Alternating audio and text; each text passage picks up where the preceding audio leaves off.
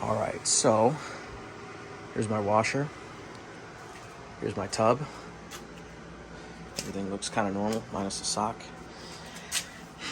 And then I have my bin down here. Now, there's a reason why I have a bin down here. If you look closely, I have two small holes.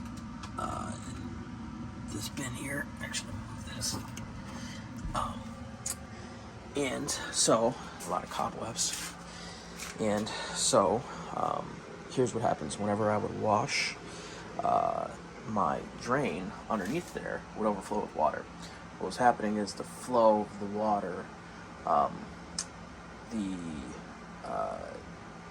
essentially it was too small. We'll just leave it at that. My drain is too small for the flow of water that my sink was giving out. So what happened was my basement essentially would flood, not the entire thing, but it would overflow that, and it would get into the basement, and I would constantly come down here to a puddle of water. So after many attempts, I decided to do this. So now I'll show you a little bit more in depth, but essentially what happens is, obviously, here's my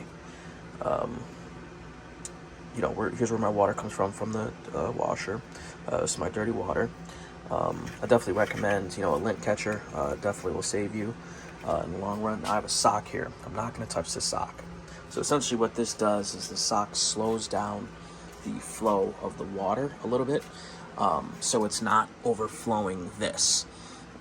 So like I said, when this sink is about halfway full, this is about halfway full. The reason I only have two little holes there, because if I put 3 holes, it overflows it. 2 holes was perfect. Started with 5, a lot of trial and error, but I learned that's how essentially at least my basement works. So instead of me having to go in there and bust up the concrete and make a bigger hole and pipe and different things like that, I decided this. I thought about just throwing the whole wash and dryer away, but essentially this is where we're at. So I'm going to do a load of laundry, and I'm going to demonstrate how this works. This is the best, cheapest way. I'm not saying this is the right way. Trust me, I'm definitely not saying the right way. But again, what I'm telling you is this is the way that works for me. It seems to be the easiest, and I'll demonstrate and go from there. All right, so I'm gonna give a quick demonstration, real quick. As I have my washer on, so it's gonna definitely give more water. But so I'm just gonna put a little bit of water in there. All right. And obviously it's dripping a little bit, but the biggest thing is I'm trying to control how much water comes into this bin, because this bin also can overflow. So let's just say if I didn't have that sock there, this bin would 100% overflow.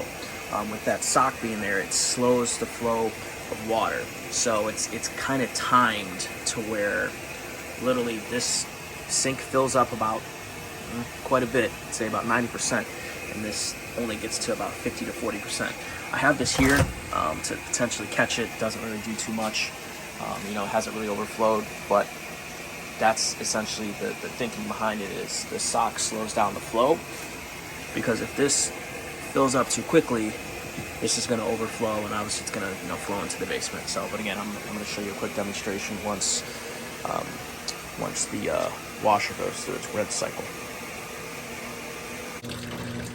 All right, so here's what I'm talking about here. So obviously the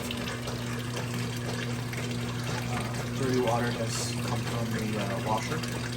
So obviously I have my sink here.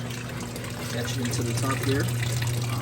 It's not overflowing my drain. That seems to work the best for me. Again, definitely not saying it's the right way, but when you get to some of these older homes, things just weren't built the same as modern technology now. And sometimes you have to improvise, and this seems to work the best for me. I haven't had any overflooding of the drain in quite some time. So make sure you like and subscribe for more videos like this, and I will see you guys next time, and thanks for watching.